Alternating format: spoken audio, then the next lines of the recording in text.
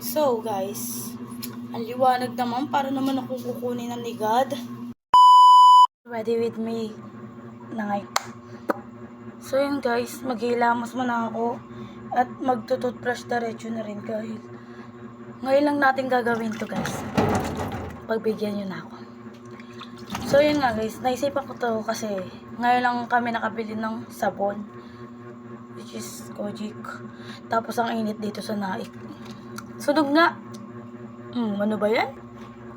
Nakapag-iwas-was na din pala ako guys dahil uunahin ko talaga ang leg ko. Pero kasi kapag ngayon ko to ginawa na kasama ang muka, ano nga, mabasa pa yung damit ko. As you can see, nakita niyo naman diba? Matiba yung damit ko. Kaya yan. Tanggal naman ng mga germs sa aking muka. Sayang ang pagiging masarap ko.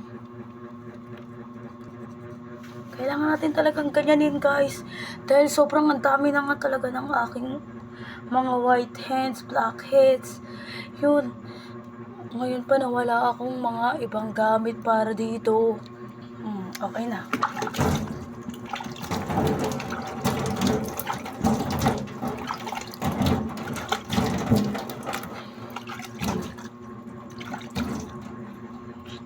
Tanggal na mga sumpa. Pupunaste. Dahil ito muna unahin natin. Magtututbrush tayo. Baka bumaho na talaga hininga natin dito. Isipan ko nga lang talaga to, te. Masarap dyan. Naisipan ko lang talaga to dahil ngayon ako hindi tinamad.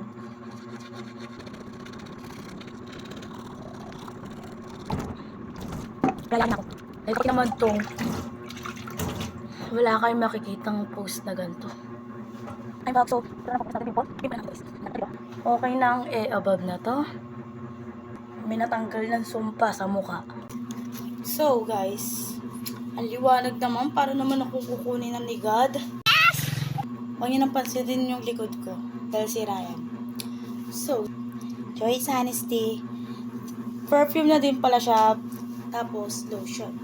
Kaya kahit isang araw mo itong gamitin, isang beses mo lang siya gamitin sa isang araw, is nangangamoy ka talaga na pabango. Kasi nga perfume nga, diba? Perfume. Mabango talaga siya sa katawan guys. Mabango talaga siya.